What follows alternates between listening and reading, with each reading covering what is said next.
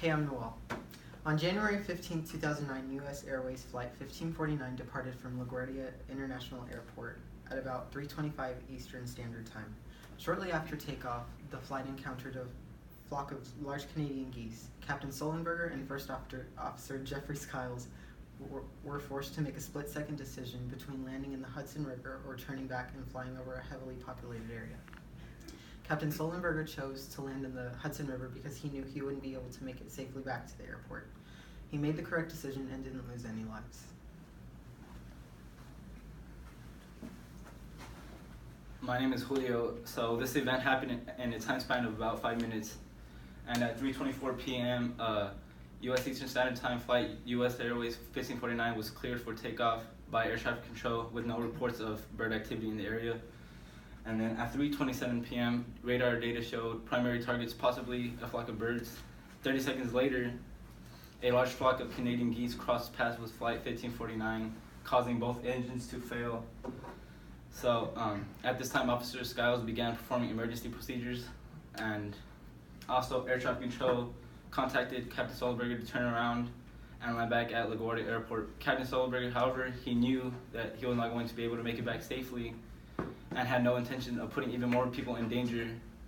So at 3:28 p.m., Captain Sullenberger responded to air traffic control saying that he was going to land in the Hudson River, and at 3:30 p.m., Flight 1549 crashed into the Hudson River. Hello, my name is Nick Jones.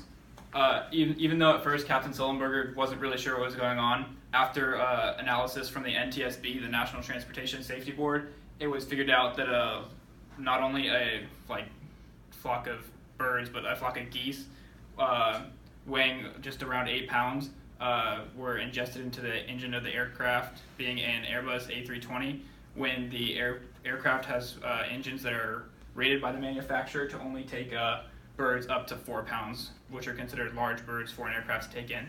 So having been that the birds were much larger than normal, what the airplane is rated for, the aircraft engines were damaged, therefore losing thrust. And because of the loss of thrust, Captain Sullenberger and the first officer had to make a split decision on where they needed to land. In this decision that they made a correct decision, and that no one died, and they were able to save as many lives as possible.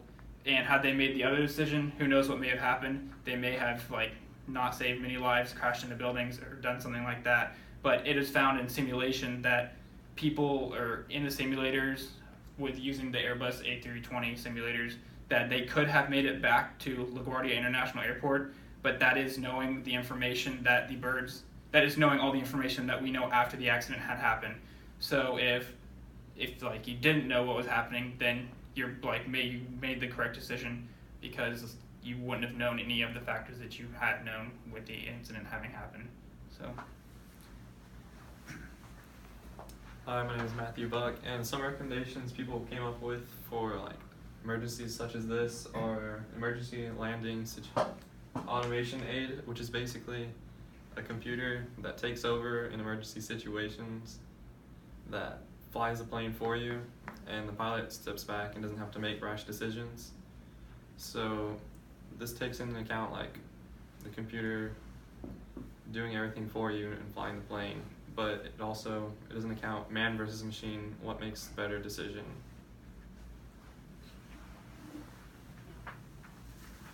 Hi, my name is Nolan. Another idea that's been proposed to prevent accidents like this in the future is avian radar. A team from Clemson University has developed 6 bird rads or bird radars, and these would be placed on the ground around airports. They have a 360-degree 5-mile ring that they can detect small targets in, so birds or ducks, geese, stuff like that. Basically things that are too small for normal radar to detect because those are obviously developed more for planes. But these avian radars would be able to alert airports and air traffic controllers as to where the birds are located so that they can vector the aircraft around these bird populations and hopefully prevent an accident like this in the future.